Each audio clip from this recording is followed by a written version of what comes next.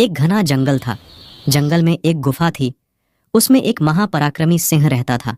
गुफा के पास ही में एक चूहा रहता था। एक दिन बहुत तेज बारिश हो रही थी। चूहे के बिल में पानी भर जाता है। वह अपनी जान बचाकर वहां से भागता है और शेर की गुफा में छुप जाता है।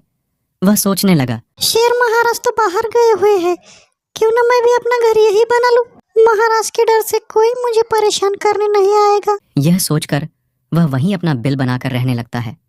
शेर कुछ दिनों से कुछ ऐसा अनुभव कर रहा था जैसे कोई चूहा रात्रि में चुपके से आकर उसके गर्दन के बाल को कुतर जाता है।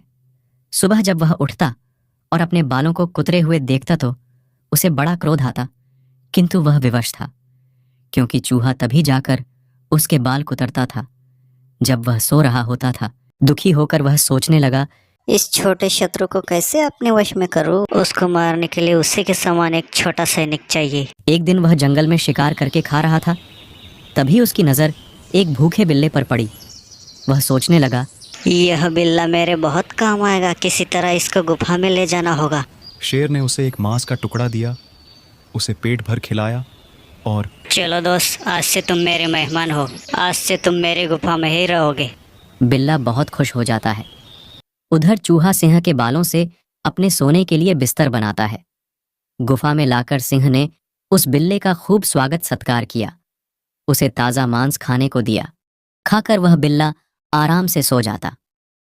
चूहे को जब पता चला कि उसका एक जन्मजात शत्रु उस गुफा में आ गया है तो वह घबराकर उस दिन से उसने रात को निकलना ही बंद कर दिया। यह देखकर सिंह निश्चित हो गया और उसकी रातें आराम से बीतने लगीं। फिर भी जब कभी उसे चूहे की चूं चूं सुनाई देती, वह बिल्ले को और भी बढ़िया मांस खिला देता था, ताकि मांस के लालच में बिल्ला वहीं रहे। एक दिन शेर तो अपने शिकार की तलाश में बाहर चला गया, पर बिल्ला गुफा में ही रह गया। अब तो उसे भोजन की चिंता भी नहीं करनी पड़ती थी, क्योंकि सिंह उसे भोजन की पूर्ति कर देता था। सिंह के जाते ही चूहा भूखा प्यासा अपने बिल से बाहर निकला, ताकि अपने लिए भोजन तलाश कर सके। जैसे ही चूहा बाहर निकला, उस बिल्ले की नजर उस पर पड़ जाती है। बस फिर क्या था, एक ही छलांग में उसने चूहे को दबोच लिया और मारकर खा गया।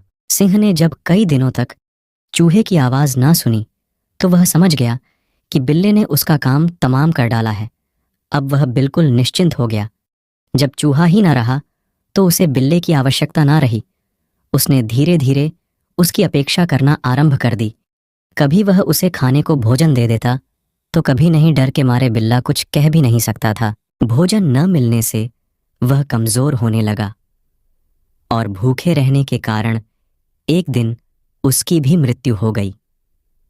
बिल्ला यह भूल गया था कि जब तक चूहा है तभी तक उसकी शेर को जरूरत है।